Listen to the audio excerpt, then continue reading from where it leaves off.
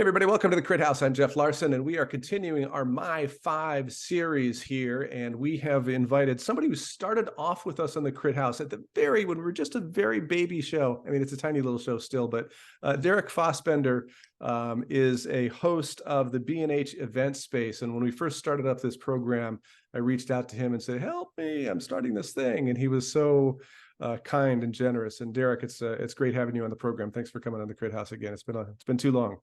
I know. Thanks for having me back. It's been great to see, because I was there. It's one of few things I could say I was there at the beginning. And seeing this idea come to life has been awesome. You've been doing a great job with it. It's great to expose me to new work and to new artists. And I think it's always good to have discourse regarding images. It's not enough to just take an image. It's great to talk about it and hear what other people have to say about our images, and what you've done with the Crit House to have people reflect on their own images and hear expert opinions on their images, and then be able to reflect and converse. I love that. Thanks for that. So everyone, Derek is a Bronx-based photographer. I'll call you a street photographer. You can correct me if that's wrong. He captures urban landscapes and colorful characters on the streets, mostly in New York, but he travels around a bit as well. And he is also a Fujifilm creator, as well, as I mentioned, being a host of the B&H event space, which provides also quite a bit of great learning on YouTube as well. So Derek, before we get into the photographs that you picked, so how do you describe yourself as a photographer? Like, what do you say? Are you a street photographer? Or are you something else? I mean, what is it you? It's funny you say that, because I was always a street photographer, for lack of a better term. But as I've grown and matured in my photography, I've realized I just like taking pictures of things I like to take pictures of. David Carroll, I don't know if you know David Carroll. It's like David Carroll posts all the time. It's like, I'm not this, I'm not that. I just take pictures of things I like. It is what it is. I like taking pictures. I don't do it for any other reason or any other person. And I feel that so deeply, where I no longer am just a street photographer. A lot of the work I do isn't your classical street photography. I just like taking pictures. So I think that's pretty much where I'm at now. I consider myself just a photographer. Good to hear it. So I have been branching out as well. So when I asked you to come on and talk about 5 images, that's kind of a hard thing to do, to pick out. So 5 images in the entire universe of photography that could be the greatest images ever, the ones that affected you most. What did you decide to do?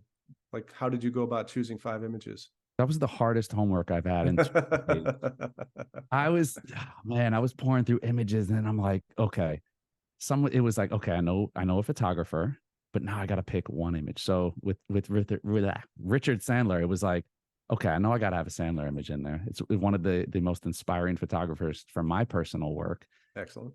Which image do I choose? So I tried to focus on photographers whose work and whose whole approach to photography inspires me. And then it made it easier to dive into singular images.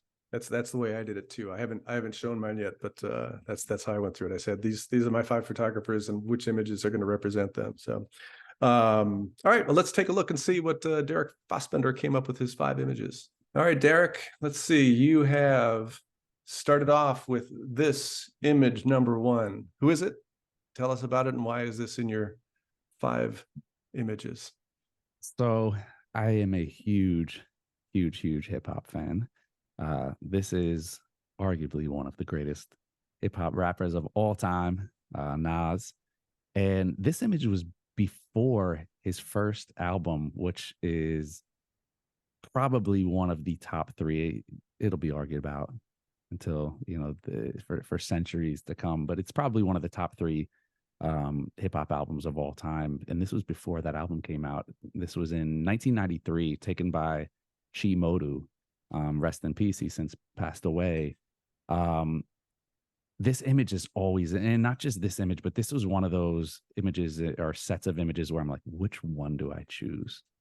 Do I go with one of the color images, or the black and white? And there's different angles, and it's just Nas hanging out in his bedroom in the Queensbridge projects. And so much of who he is and Nas as an artist and as we know him, it traces back to his time in the Queensbridge projects. And I feel like music and hip hop especially is so regional. And in New York, it gets down to neighborhoods and where did you grow up? and everybody claiming their neighborhood. And there's something just so dressed down about this image. I mean, everything about it is dressed down. It's just I've always loved the snapshot aesthetic. Yeah. And the Nintendo and the old box television set. And it's just like everything. The leg is missing, the foot is cut off. There's a bullet hole. You can see a bullet hole above his head on is that what that is? The side of the image. Yeah. And the pattern, the classic 90s pattern in the sheets or the comforter. And just everything is just so real and raw. And I think the beauty of this image for me is that when this image was taken, nobody knew that this album was going to be one of the greatest albums of all time. Nobody knew that he was going to go on to be one of the greatest hip hop, our greatest rappers of all time. And that's cool. What's so cool about it. I think I just love it's just an image that anybody could take, and you'd never know where your images are going to go. Yeah, it's a little piece of history that's going to keep changing as time moves on, right? Your number 2, Van Ho. Tell us about it. This image, every Van Ho image is insane. The attention to detail, the light, the composition. When I first was introduced to Van Ho's work, I'm like, there's no way. And now in the age of AI, I'm like, I think every 6 months I go back and I'm like, did Van Ho really exist? These images are just, they're magical. And I think this image, it's really, when we talk about moments and time and place and light, everything is just perfection. That's it. Yeah. I mean, you look at the image and it's like, it's just arresting. I was a latecomer to Van Ho as well, and this has been stuck in my brain for a long time too. And who do we have here? Tell us about this. Oh, this image, again, Jonathan Jasperg has done a lot of work in Cairo. And I'll say this, a lot of people, they go and they travel overseas, American photographers, and it comes off just looking the same.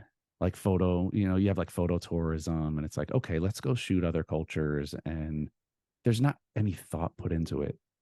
Jonathan Jasperg is a master of composition and layering, in my opinion.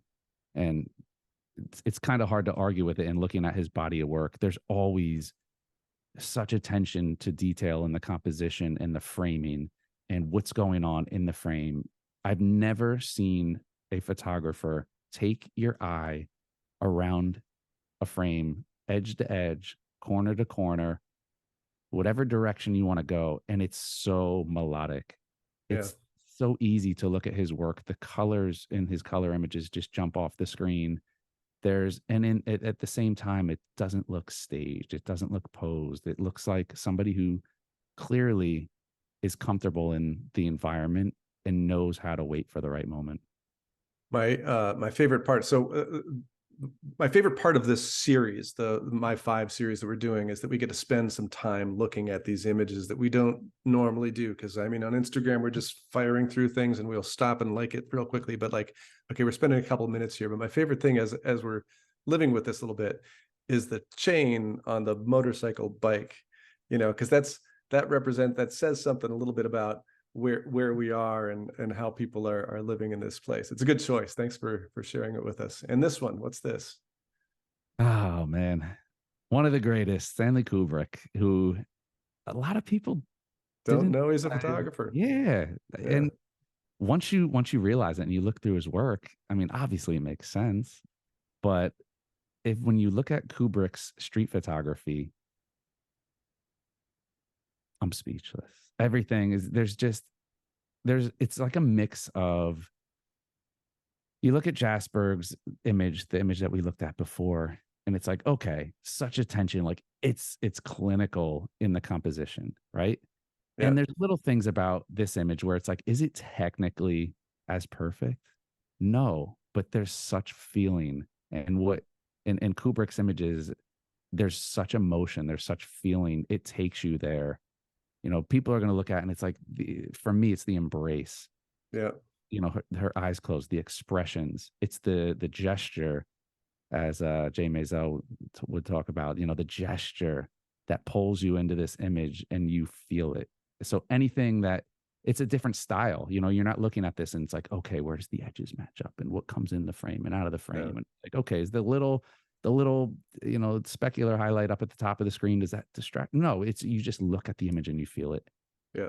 Yeah. Her posture, you know, and or her gesture, as you refer to it, is unbelievable. And the light on his face, you know, the halo light catching him, it's so beautiful. Good image. Thank you for showing it. Your last final image. Fantastic. What other way to bring it home than with Richard? I mean, his work, his book. I was looking through his book, as I often do, Eyes of the City, and it's like a Bible of street photography, and everything about this. I look at this and I'm like, if I took this image and I had the subway pole right in the middle of the frame, I'd throw it out and I'd be like, Yeah. oh, Yeah. distracted by the pole. And it's like, I don't think I've ever been distracted or really focused on. It's like he was there and the pole was there. And there's so much other good stuff in this image. I even love the little details, like the ad for the novel up in the top. And you see just enough to know that this is 28th Street station.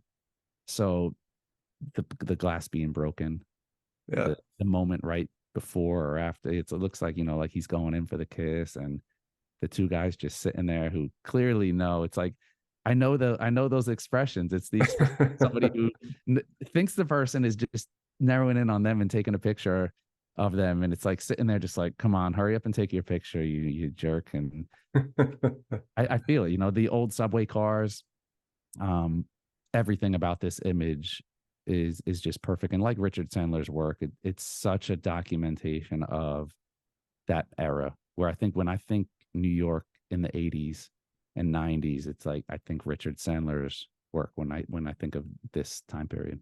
It is really the quintessential New York street photography image. Derek, those are great.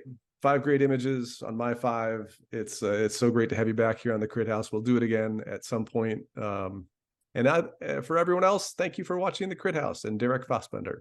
We'll see you next time.